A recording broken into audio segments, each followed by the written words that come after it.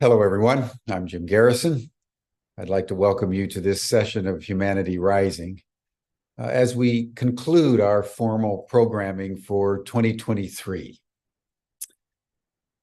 Before we begin, I want to just make note of a couple of things that have occurred to me. I was invited last night to the Kennedy Center for the Performing Arts here in Washington, D.C., by my old and very good friend, Harriet Crosby, to watch the Messiah by Handel. And you've probably all listened to Handel's Messiah. Many people have seen it multiple times. It was an instant classic when it was first produced, and people have been inspired by that masterpiece ever since. I've been so busy here with my head, in the weeds of Washington politics and the UAP Disclosure Act.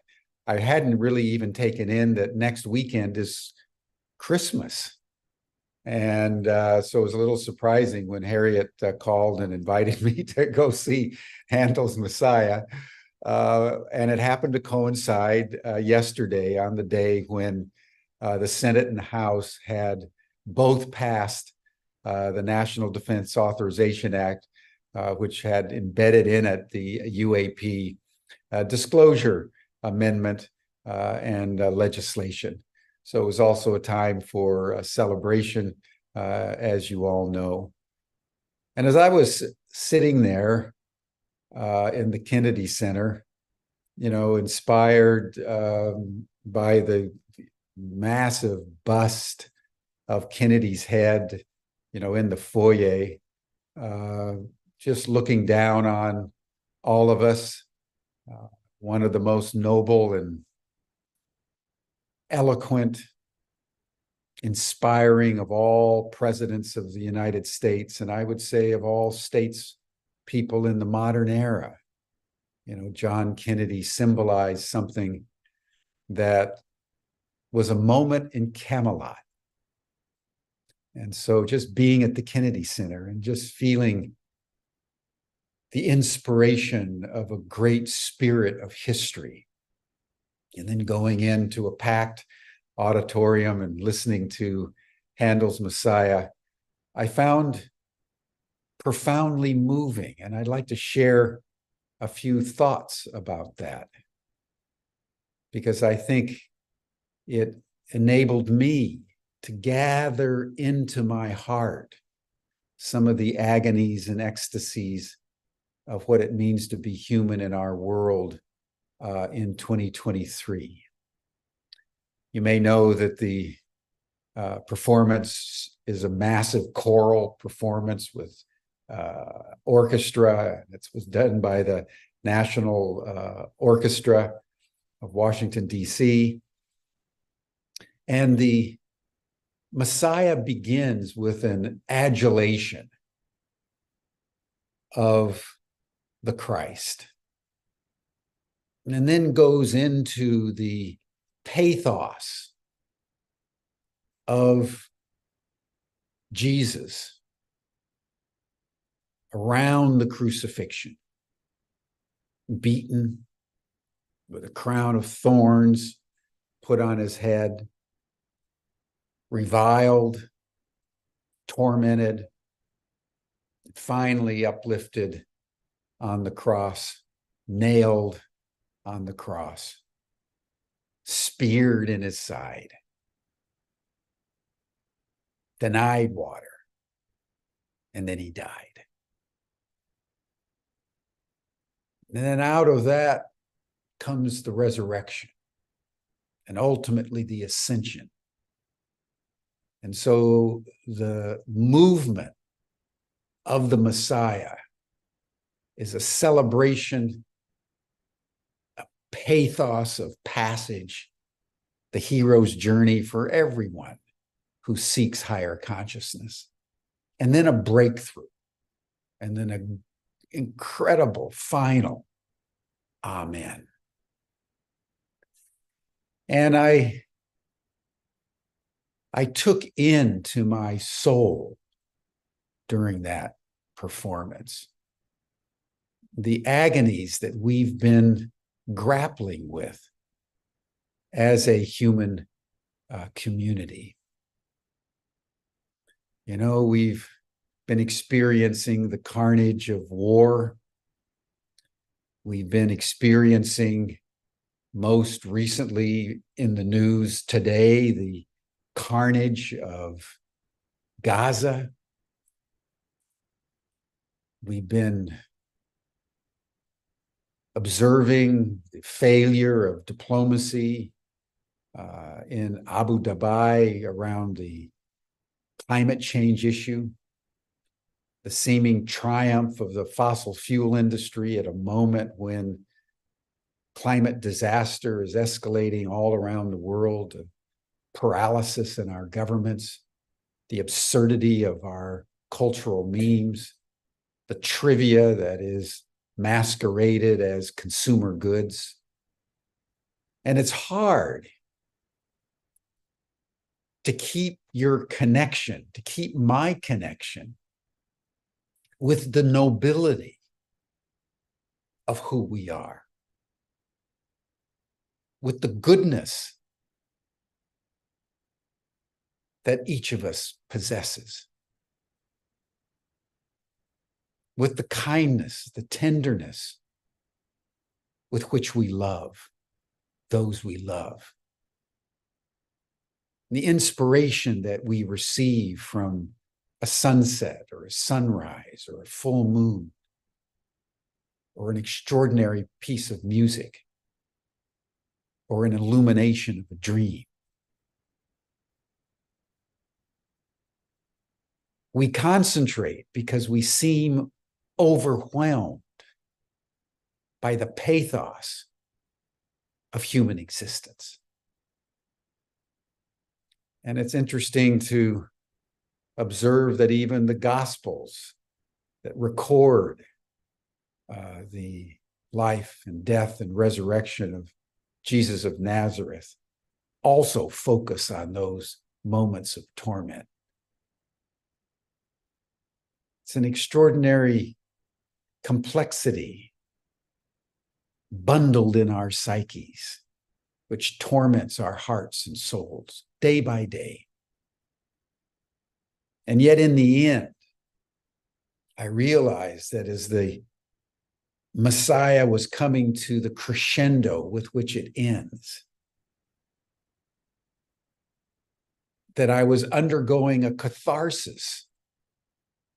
And I remembered Aristotle and his Poetics, where he says the mark of genius in a play, in a poem, in a piece of music is the degree to which it can animate the pathos, the contradictions of what it means to be human in a cathartic way, in the aftermath of which you feel cleansed, you feel more whole, and you feel more capable of love.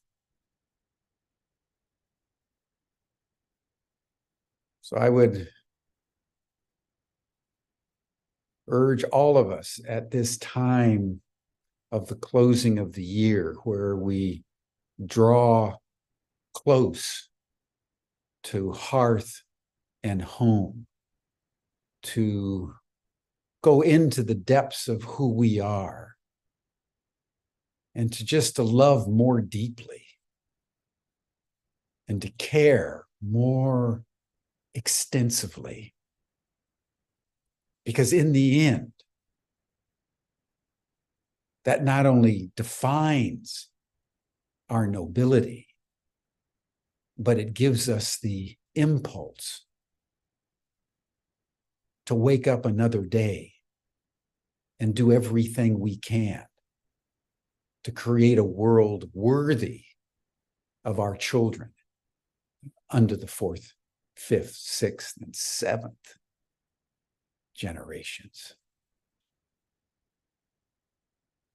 So thank you, everyone. In the spirit of the Messiah, in the spirit of the Alleluia, it was really amazing that when they started to sing the Alleluia, everybody in the auditorium just stood up. It was an amazing experience. We thought we would end our year by celebrating a life. We've done it before on Humanity Rising. You'll remember our celebrations of Stan Groff at his 90th birthday. And we wanted to celebrate today an individual that has inspired me from the first moment I met him, who's been on Humanity Rising many times, Jed Diamond, who has been one of the founders, I would say one of the godfathers of the men's movement, who has written a number of international bestsellers. The one I picked up, I think 30, 40 years ago, Jed, I can't remember even when it was published, The Irritable Male Syndrome. When I saw it on the shelf at the bookstore, I thought, Garrison, you need to read that. So I read it and was just fascinated by it. And then here I have been fortunate enough to meet Jed many, many decades later.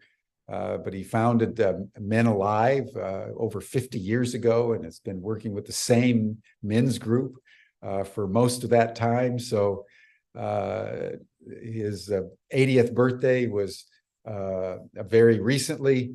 So as we were talking, I thought, what a better way, there can't be a better way to end our year than to celebrate a life well lived and a life which has inspired many, many people over decades all around the world. So, ladies and gentlemen, I'd like to welcome back to Humanity Rising Jed Diamond. Jed, why don't we just start by you sharing with us what it feels like to be 80 years old? Well, thank you, Jim. I'm not quite 80 yet, actually. I'll be 80 on the 21st officially, but I'm pretty close. And I'm inspired, as always, by your presence and the reality of humanity rising, because I think part of what I've learned in 80 years is that we're really not alone. This idea of a birthday, my birthday, there really is no no separate me, separate from humanity, and our friends and our families. And I think in these turbulent and in some ways dark times, the only way we survive is in community.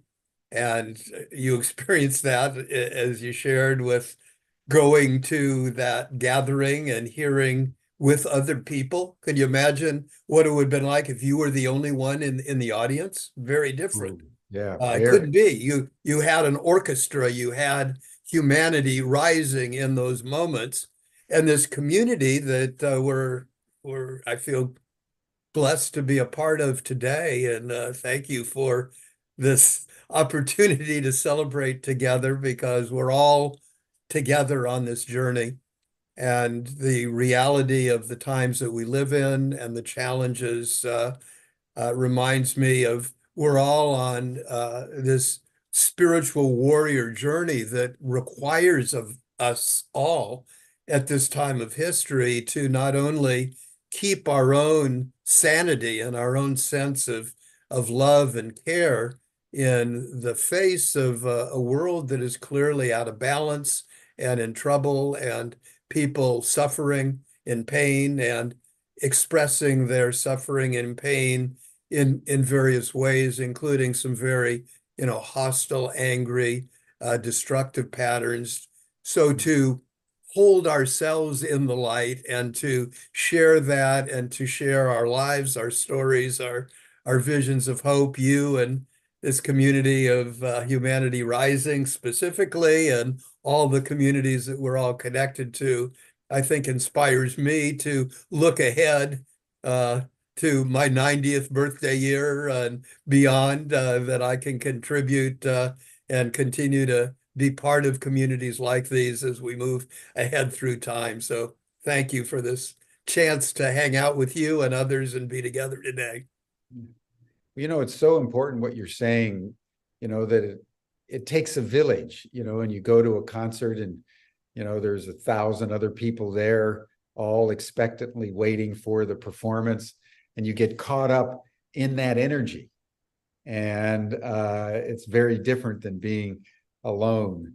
But listen, why don't we, let's start at the beginning, because I'd like over the next hour or so to really have you talk about your life and learnings. So would love to have you share with our community a little bit about your background and upbringing. And I think with a particular thread of how did you come to engage so consistently over time with the men's movement?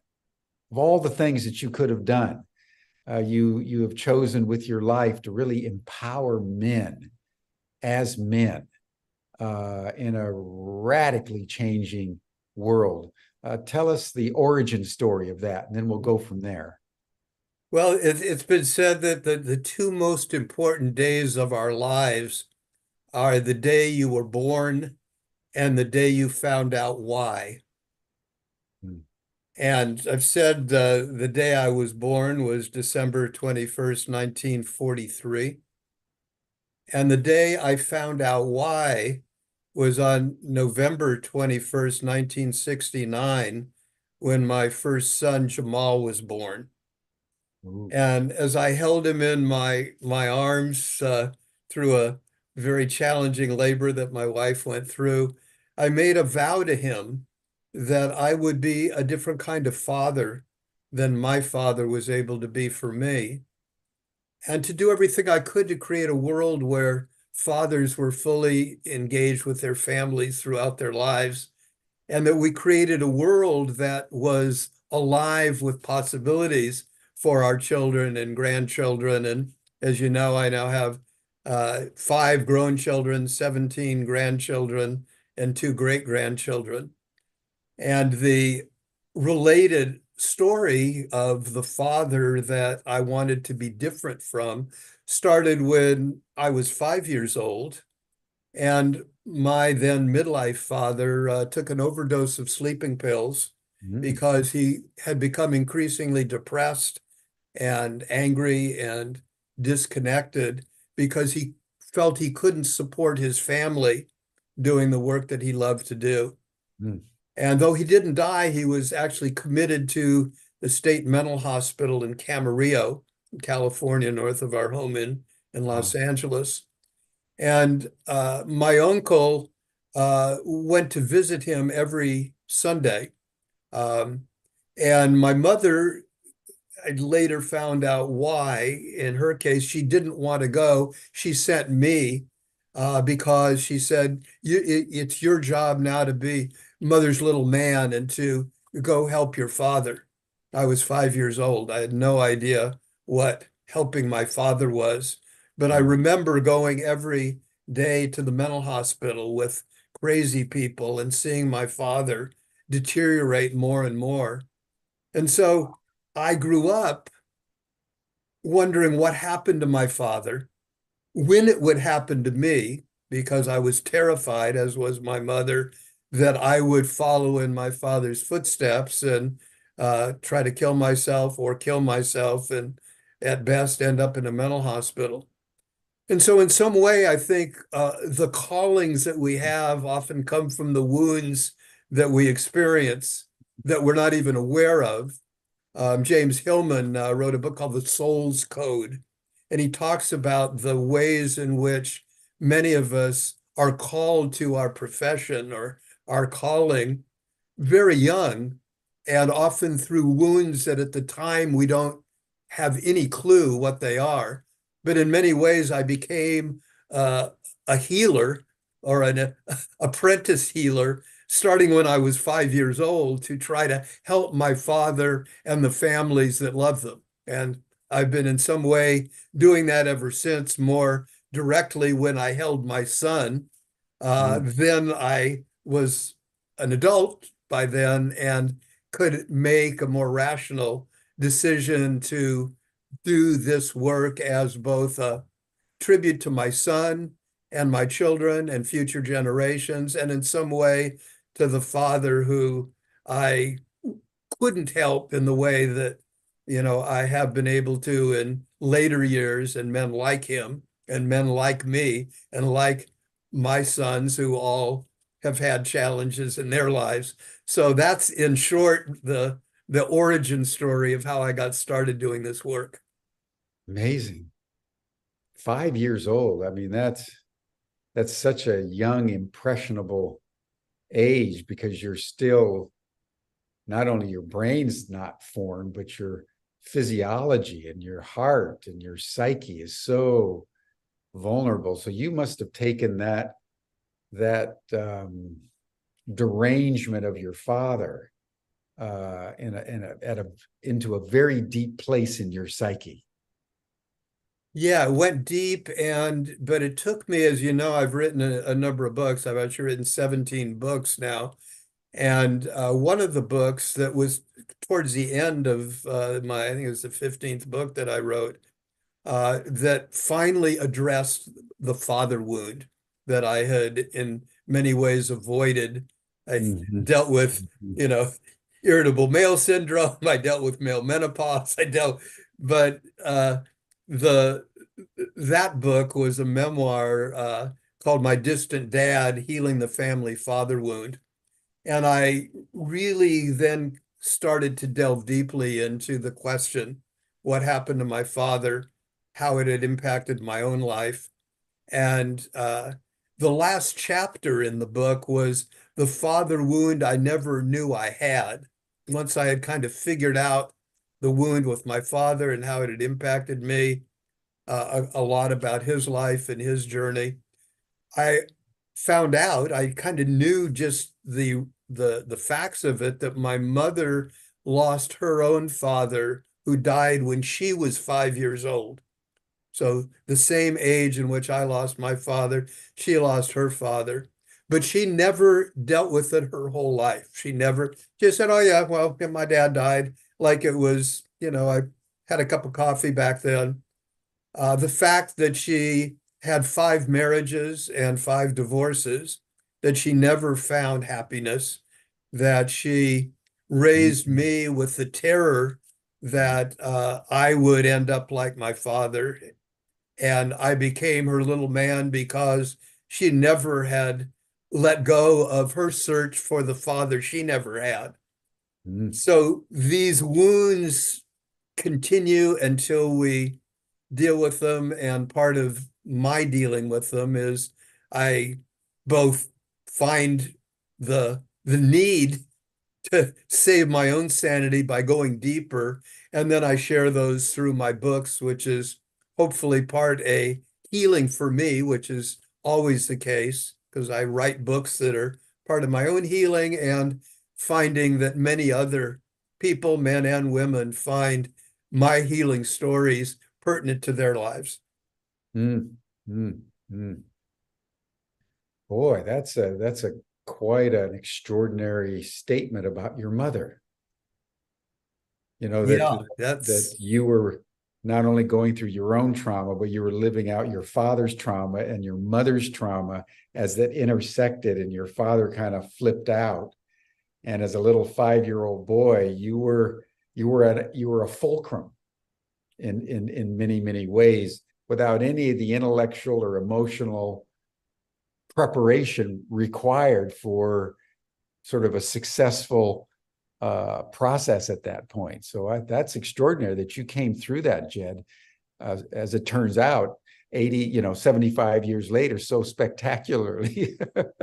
Well, I think we all have had some experience that and had friends, family, people we know that I think particularly at midlife, as we get to be in our 40s or thereabouts, which is where my children are now, for the most part in that period of life, you either start recognizing the wounds that we've experienced and deal with them, or you deny them and you push them away. And if you deal with them, things start getting better. Midlife often for many people is kind of a U-shaped curve, and they've done studies now internationally that midlife is kind of a low point in most people's lives throughout the world, that regardless of whatever traumas they have or have not had, and that things tend to get better as we get older.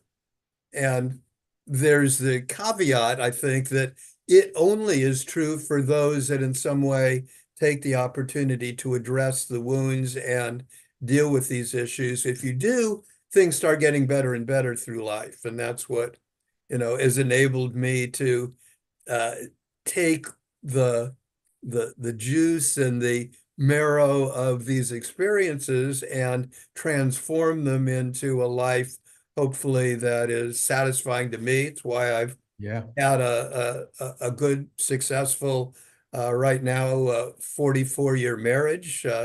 People who go to my website at Men Alive, they read my introductory little video, welcome video, that is called Confessions of a Twice Divorced Marriage Counselor. And, uh, I very openly shared the realities of the challenges that I Yeah, had in yeah. my own life trying to sort out relationships, and had two marriages that didn't turn out well. And a third one with my wife, Carlin, who she and I have now been happily married for 44 years. And she says, this is kind of another tie into my men's world, men's group experiences. Carlin, attributes a lot of the success of our 44-year marriage to the fact that I've been in a men's group that's been meeting regularly now for 45 years. And in fact, our men's group meets again in January. And those of us that are still alive, when we start out, there were 7 of us, and 3 men have died, actually in order of their age. And now I'm the eldest. And I used to be the middle guy in the group. Now I'm the oldest guy in the group. And who knows whether I'll go next, or the 3 younger ones among us will precede me. But wherever it is, we have been a band of brothers and shared our own lives and our own healing experience and our own little community of men now for 45 years. Remarkable. Remarkable. So tell us about the origins and mission of Men Alive. Well, the origin actually started after my son Jamal was born. So if you can picture November 1969 and whatever, the world back then of what was going on with Vietnam, and we're seeing And as landing on the moon. and landing on the moon, and these dual kinds of, we're going out there and we're destroying down here kind of experience. And my then first wife, to take you back a little farther, when we were in college together at UC Santa Barbara, I was in college there between 1961 and 1965. During those years when she and I met, we fell in love and talked about, when we graduated, we'd get married, and do you want children? Yeah, I want children. How many do you, that kind of dialogue. And we decided then, as young people, before we had any idea what actually it meant to be an adult or to be married or to have children, we said we would have a child. And given the world as it was, then it's already getting crowded in 1960s, we would adopt a child instead of having another child. We'd adopt a child that needed a home. Well, now fast forward to, we had a child in 1969. We then did what we had said we would do after being married 10 years. We would adopt a child. And so at the time, the idea of, we said we would take any child. Our requirements were, we wanted the child to be younger than our son, because we wanted him to keep his position as eldest, firstborn. and we wanted a girl. And beyond that, we had no other requirements. And so we, at the time, got an adoption process, and our daughter Angela was born March 22nd, 1972. And uh, she then rounded out our family. And it was in 1972 that Men Alive was born. And Men Alive is my website, menalive.com. And it really was the beginning of my window to the world, my way of saying, I exist, this work that now I've committed my life to for my son, my daughter, future generations. And it housed my first book, that Inside Out, Becoming My Own Man, came out in 1983. So during the times I was writing and trying to figure out, I was a counselor working with men and their families, working a lot with addictions. So that was the beginning of Men Alive, and it's continuing to expand as my world has continued to expand up until this day. It's fantastic, fantastic. And Men Alive has been like your marriage and has been a continuous thread Yeah. since that time. Yeah, that's remarkable. That's remarkable.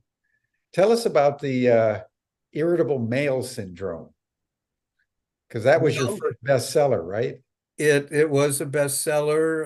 It was kind of my second bestseller, and so it's got its origin story came with an earlier book that was called Male Menopause. So now, if you are fast forwarding my life to, So tell us about Male Menopause, because that was your first bestseller, yeah, and then the Irritable Male Syndrome. came after that. Tell us Exactly. about those two books, because Yeah, those so Male hugely Menopause influential. came out of my experience of midlife, and like so many midlife men, uh, I denied that midlife males had any particular issues, but my wife, who was going through menopause, clearly did. And so I was concerned about her lack of sexual interest, her lack of, orgasmic frequency, so she had a lot of lacks that I pointed my finger at. And she, in fact, got some help to deal with some of the life changes she was going through at that period in her life. And she said, you ought to take a look at yourself, therapist, healer. You might have some of the thing. And I, kind of laughed, no, come on. Women go through menopause, whatever guys go through, midlife crisis, and we buy a sports car and, we run off. I didn't do any of that stuff. And there was maybe I ought to take a look. And so I started doing my own self-examination and then research. I'm always looking for my next book, as any author will do. Here's something. And you always want a book that nobody yet has talked about. You want to Right. catch it right before anybody else, and you want to be the first to have figured this out. And so I started, well, it was really hard to get information about that change of life because one, nobody believed it. Not nobody. There were people that were doing research, but most of them were not in the United States. The research that was going on in Russia, in Denmark, in many other countries, not in the US. And most of what was written was not written in English back then. And so to even read the research, I hired a bibliographer to find out what was out there and then to get somebody to translate the articles into English so I could read them to even see whether there was anything there. So it took me a long time to write Male Menopause. The name of it was something that I didn't believe existed at first. I thought whatever I would find, I had this already, my model was there's menopause for women, and then there's this other thing on the other side that's, we'll call it andropause, which was in the literature then. And once I translated the literature, or Viripause. Some decided kind of laughingly call it menopause, but not male menopause, until I did the research and I found, to my surprise, that there were many similar symptoms. Men had hot flashes along with women, not the same frequency, but it existed. Hormonal changes happened in men just like women. Interestingly, women who I told I was writing a book about male menopause, the women said, shit, it's about time you guys finally figured out that you had hormonal changes just like us. The men, of course, were terrified of it, but I wrote the book. It became an international bestseller. It's translated into 17 foreign languages, all my books, but 14 of them were translations of male menopause. And the symptoms were, at the time, the main ones in the literature were loss of libido, loss of sexual desire, and often loss of erections. And that was the whole era of Viagra. I, interviewed the doctors that had this pill, didn't have a name when I interviewed them. And later they found out it helped with erections, and Viagra was born. But the symptom that I found and wrote about in male menopause that nobody else had reported was irritability and anger in midlife men. And after that book came out, I started hearing from men at midlife, yeah, you nailed it. Now that I get it, men started reading the book as well. But many people were saying, I've got those symptoms of irritability and anger, but I'm younger. I'm a different age. And so I started looking into that. And I got, interestingly, an article was sent to me by a colleague from a very obscure medical journal in Scotland by a biologist that was doing research on what he called irritable male syndrome. That was the name. He coined that name. And it was based on research that he found in trying to find a birth control pill. That's what they're looking for, a male birth control pill. And they were trying to do this by lowering testosterone levels in animals like rams. That was the main, sheep and rams, male rams. And what they found was that they didn't find a birth control pill for men, but they found that when you lowered the testosterone levels in the male rams, they got irritable and angry, biting their cages. And I said, well, I'm seeing humans who have similar symptoms. So I went to Scotland and I met with him. Gave a lecture at the university in Scotland. And I asked him, can I use that term, irritable male syndrome, to write a book for humans about what changes you go through as testosterone levels drop? Because the literature was all saying that high testosterone caused irritability, roid rage, when you take steroids to muscle up. Well, it turned out that's true. If you take heavy duty male steroids, you get angry. But more commonly, irritability and anger happen with low testosterone.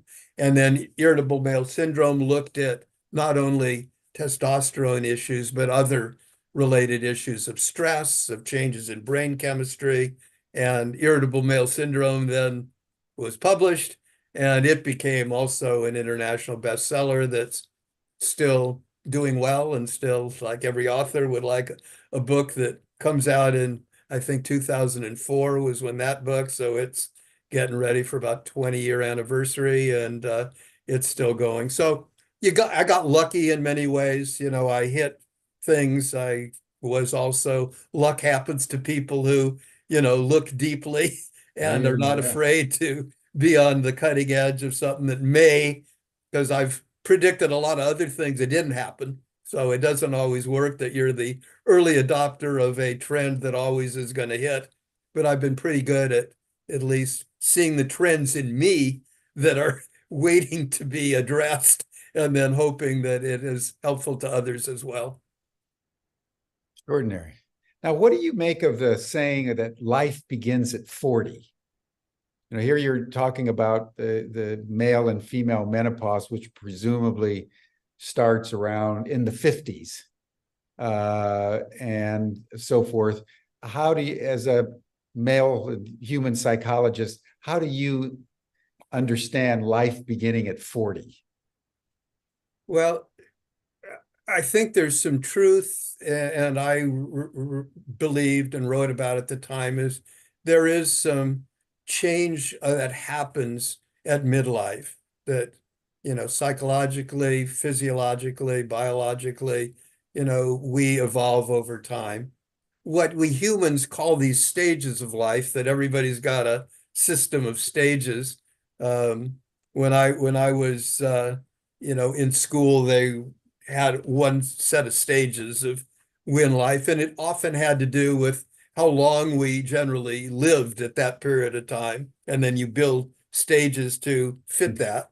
Well, we're living longer, obviously, as a species, and the view of the changes that happen are expanded. So clearly, when I wrote, I was talking about male menopause as happening between 40 and 60. So, this change of life was not a 40s thing, but 40s for some happened early for me. Others don't hit that midlife until 60.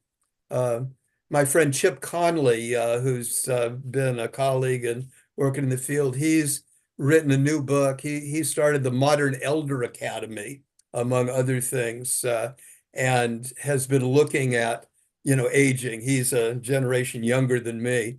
But he wrote a new book that's just coming out on midlife. So check that out, Chip Conley on midlife. And he's saying that midlife is now an expanded period that he says starts, the early midlife starts around age 35 and goes to 75. So think of that as a concept. Midlife from 35 to 75. And he has three stages of midlife, of the early midlife, the midlife that happens in your 50s, and the midlife that happens between 60 and 75.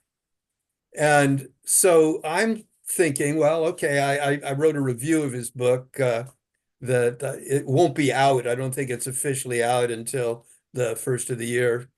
But I am now in the next stage. So it kind of expanded my view. Okay, well, I just got out of midlife, man. I'm young.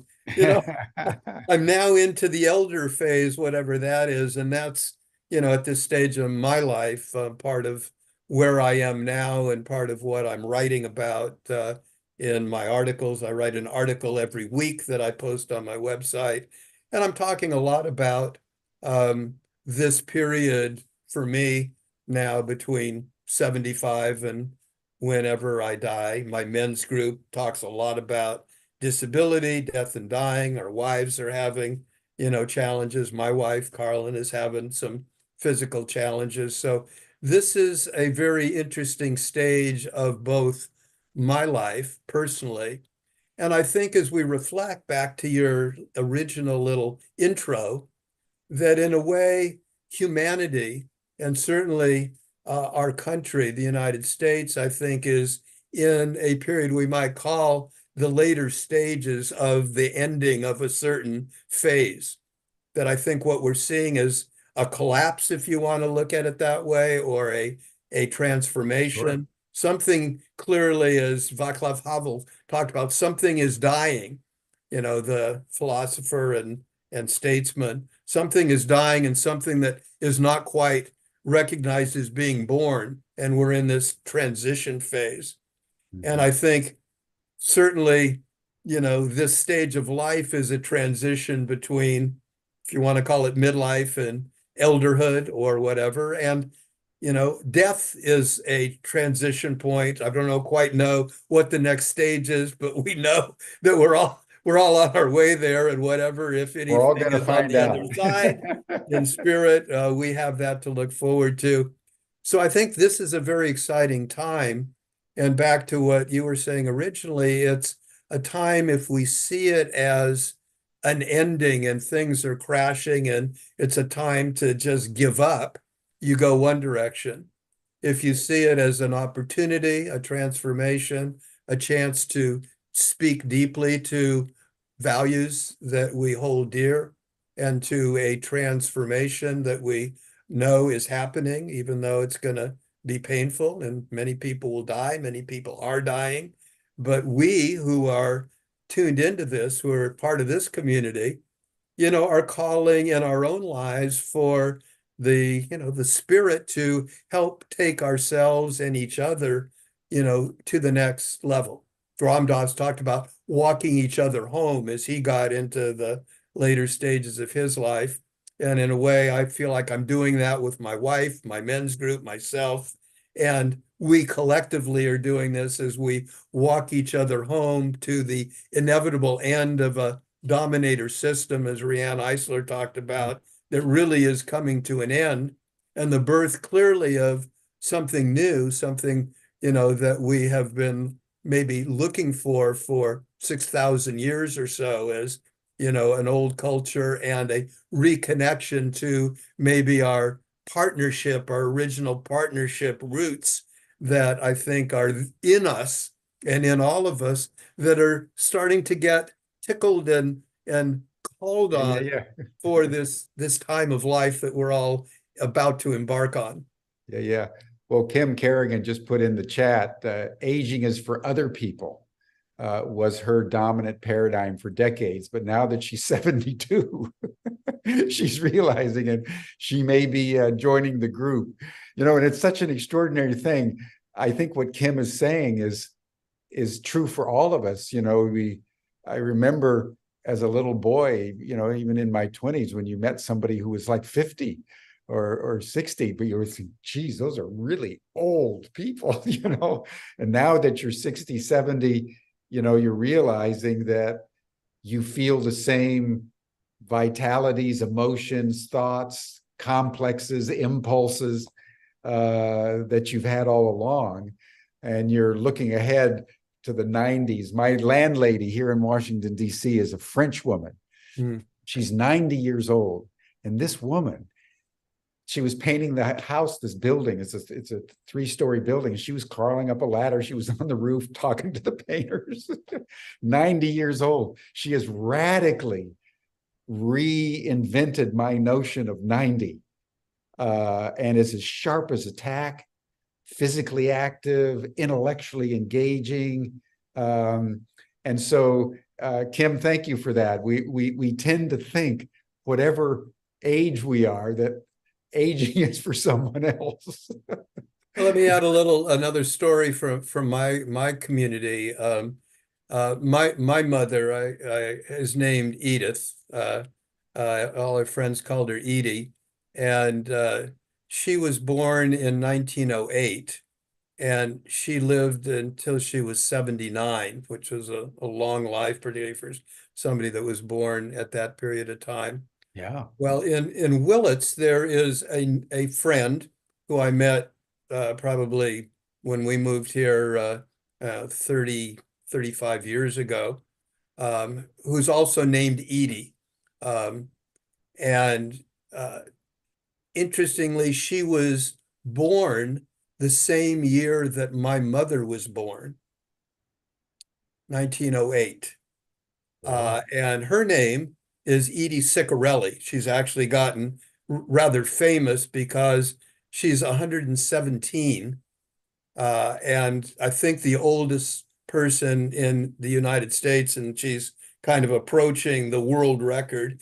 And she, when I met her, she was like the 90-year-old. She was out, she walked, she danced every, weekend. I interviewed her for a class I was teaching on, aging, which she had to leave early, not because she had to go home and rest, but because she was going out dancing, and she was over 100 then. And Yeah. now she's 117. The only reason she doesn't dance is her dance partners have died. And she's found it harder to find. And when her last partner, this was not so long ago, I think when she was 112 maybe, and her last partner and man in her life had died. I She tell put you. an ad in the newspaper at 112 looking for a new dance partner, so she could continue her dancing.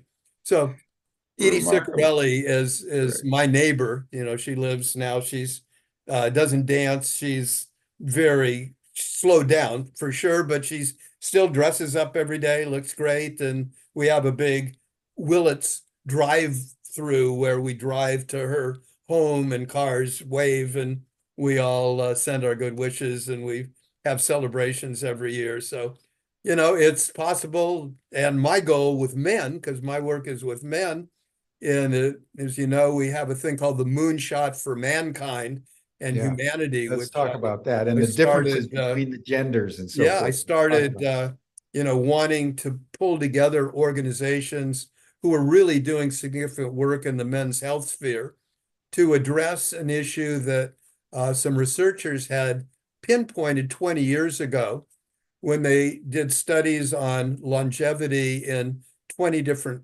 countries and cultures throughout the world.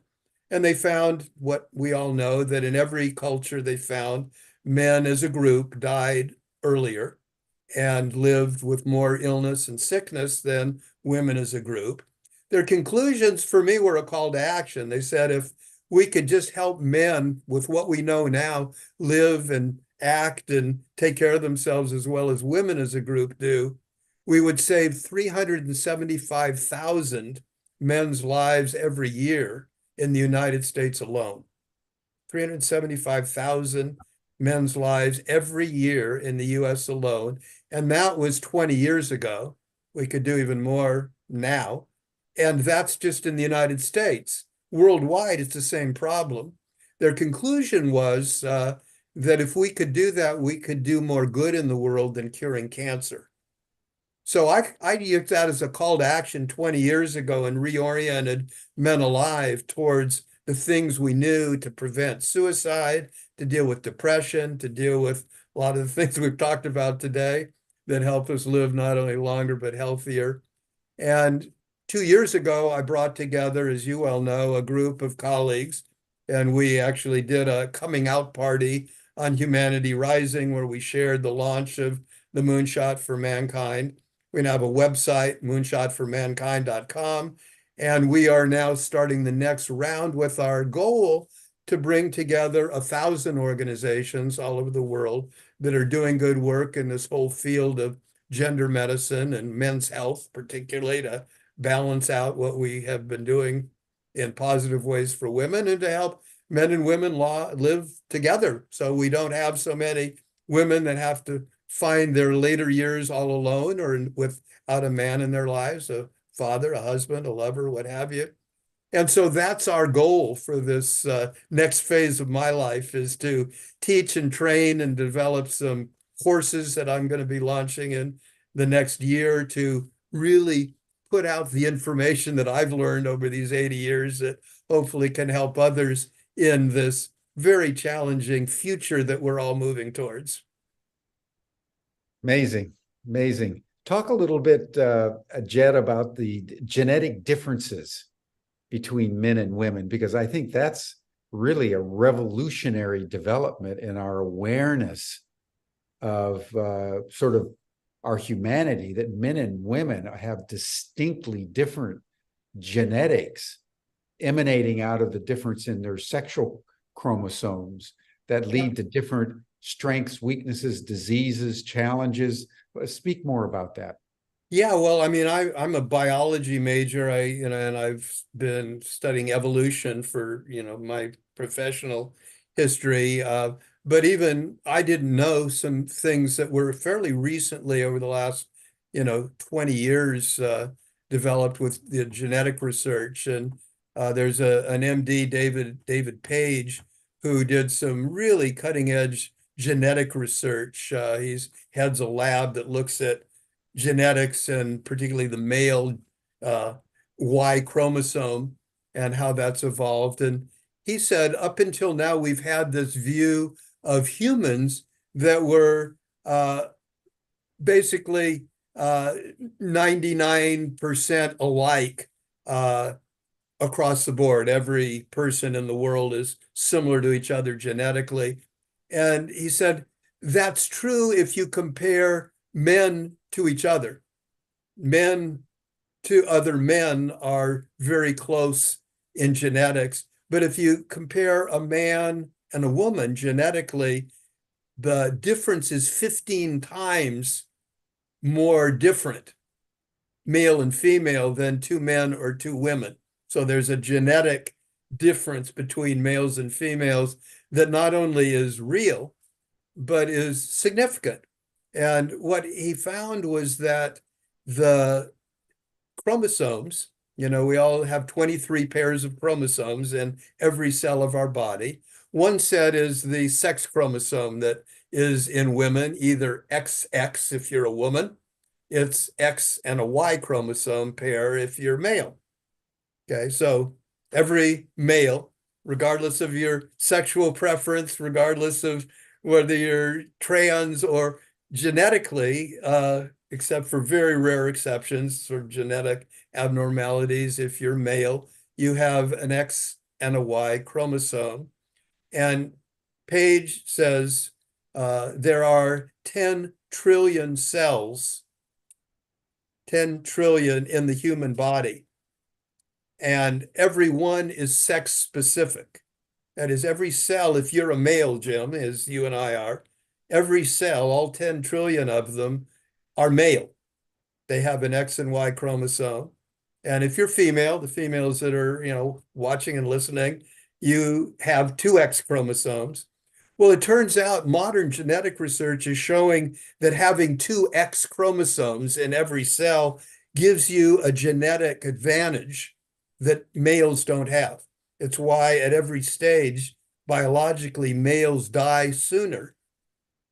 It isn't just our lifestyle, although lifestyle plays a big part and can be changed. And even what we know genetics, the genetics are modified by our lifestyle. So even, this idea that, well, you're stuck with what you got. Well, your chromosomes aren't going to change. You're not going to change a Y chromosome or an X chromosome to a Y or vice versa. But whether they're turned on or turned off, whether you live healthy or not, is influenced by how we live, by our relationships, by our mindset. And so we are very different. We need a biology that is sex specific. We need healthcare that is sex specific. That's what I've kind of been doing over my whole lifespan, and helping men and women not only celebrate our differences, but also celebrate what we have in common. But we don't celebrate reality if we try to either believe or assume that, well, we're just all the same. And there's a reason why we've tried to do that, because differences have been used to keep one sex down, or to tell women often, you can't do this, you can't do that because you're not, able, you're not good enough to be, a doctor. And now we've seen the trend has gone the other way. And now men are at a disadvantage in education. We're not graduating from colleges. We know, new statistics that are saying that at the time when the laws were changed to help equality for women, the differences in gender and sex were more skewed, where women were not advantaged. Now men are even less advantaged than women were at the time. And we don't have the focus on men's health and well-being that we need to. So there is a real movement, I think, worldwide, and certainly in the United States, to recognize these differences and to not deny the things that still need to happen for women's equality, but to recognize that we need to pay attention to those aspects of men's health that are died. Because if we don't, I mean, a simple little quote that I use is the comedian, and comedians often have insights that many of us don't have. They say it humorously, but Elaine Boozler had said humorously, but I think with some truth, that when women get depressed, they eat or go shopping. Men invade another country. It's a whole different way of thinking. And I think we see in so many areas, and you introduced it, throughout our current world, men are invading other countries, men are, beating up on each other, different male groups are fighting this male group. Not to say women Yeah. don't have their own, anger and hostility, but I think we would all agree that if we But can there's do some truth something to that. about healing Yeah. men's Yeah. energy, that's what the moonshot for mankind is focused on. And we've got as you know, a team of men and women that are working together to spread the word and to recognize all that we can do together that will be good for not only men, but women, children, humanity, and the community of life on Earth that we all of us depend our survival on it being intact and not wiping out what we've been doing for these too many years. Yeah. And then, of course, we're working on a training program so that we can get a certificate from Men Alive that we can translate into degree programs through Ubiquity on these issues that you're developing, particularly around the moonshot, because this is explosive information that, if taken seriously, would radically transform medicine for a start, the way scientific investigations and studies are conducted, psychotherapy, education, the implications of these genetic differentials are quite profound, absolutely profound. Yeah, I told Jim earlier that I've developed 5 new courses that are going to be begun to be offered in 2024 that will be offered through Men Alive. And as Jim says, we've partnered with Ubiquity to be able to give credit through Ubiquity for people that take and complete the courses.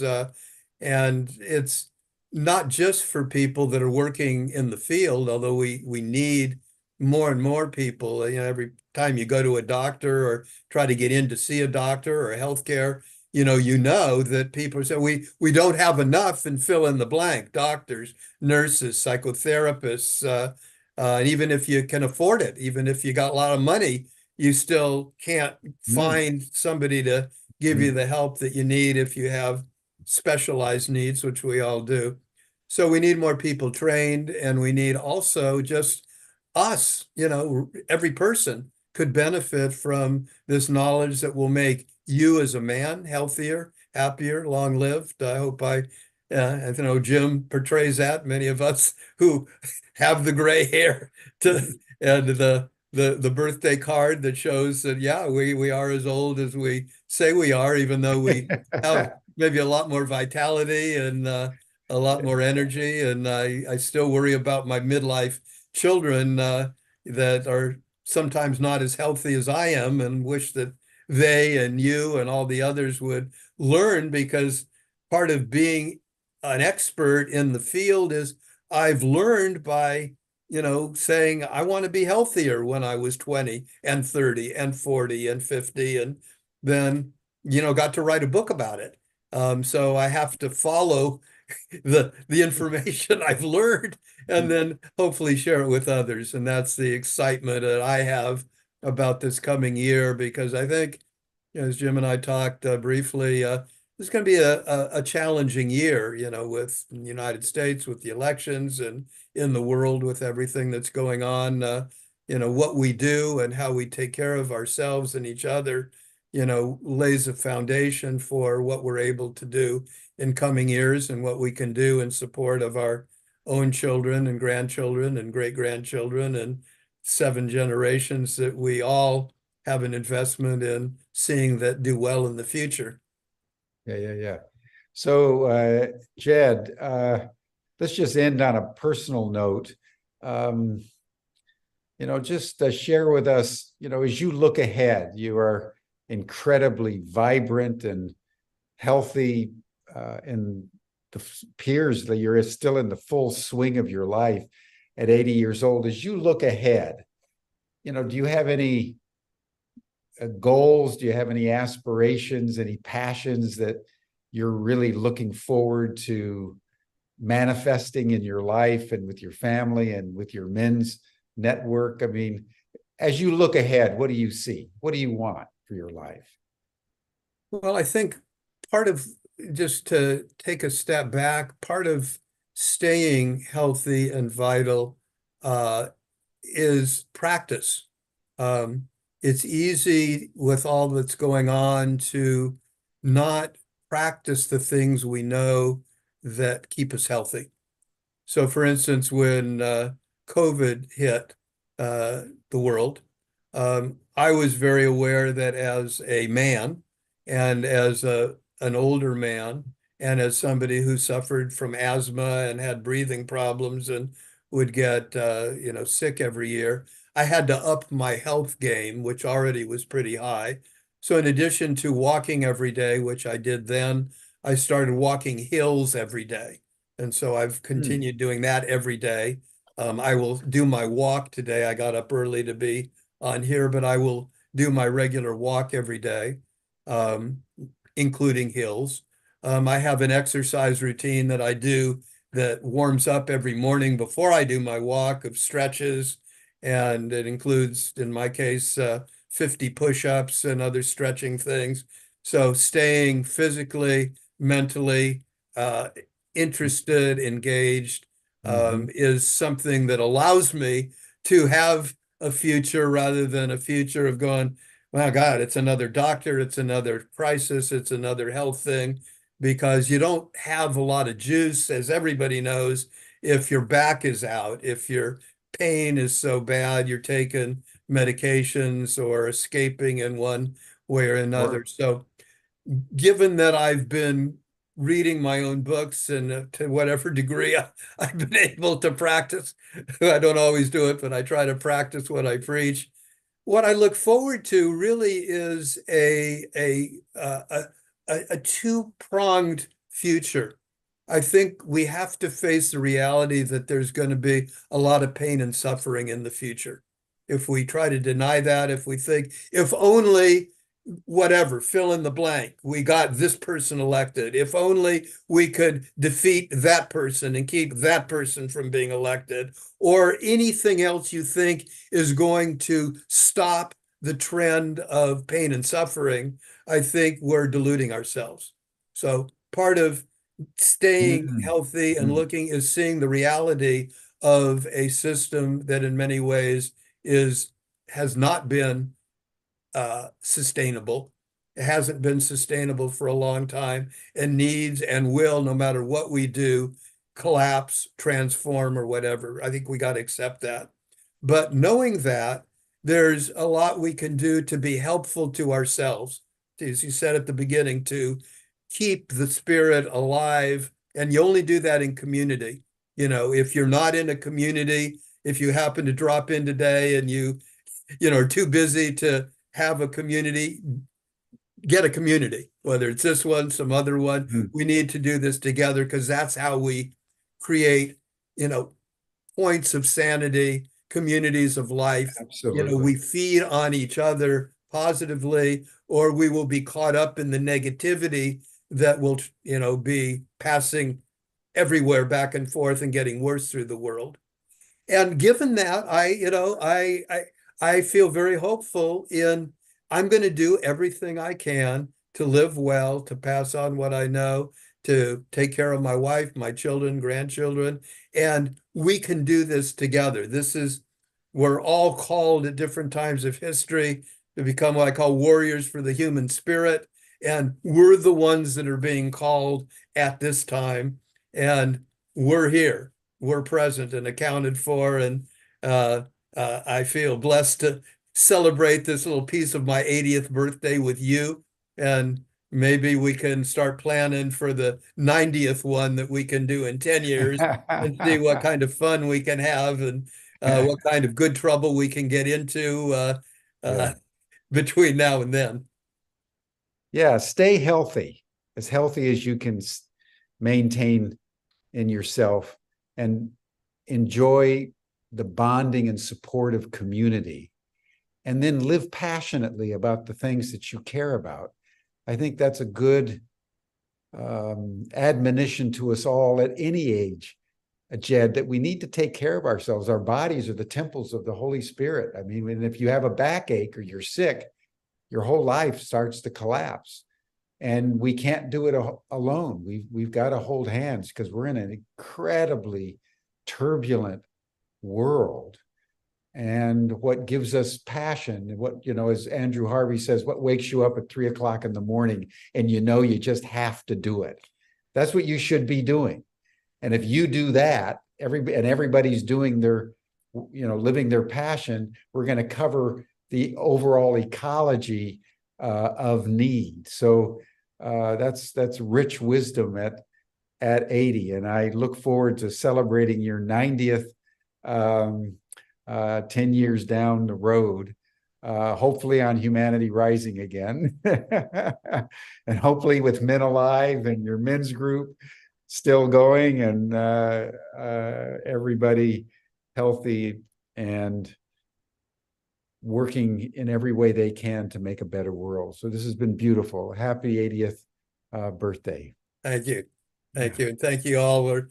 I haven't had a chance to check all the little notes in the chat, but I've seen some of them, and thank you all for the sharing, and look forward to staying in touch. Feel free to drop me a note, an email at jed@menalive.com. I'll, respond to anybody that chooses to reach out and say. I hope, could you come into the after chat for a couple minutes? I know people would love to just interact with you. Yeah, if you can show me how to do that, I'm not sure exactly how to do it.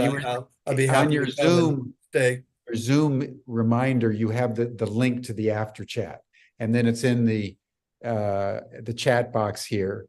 But before we close, everyone, and wish Jed the happiest of 80th birthdays, I just want to say that we're now going to take a pause for Humanity Rising until the 8th of January. And we've done that every year since we started, because this is a time when everyone's involved in the holidays one way or another all over the world.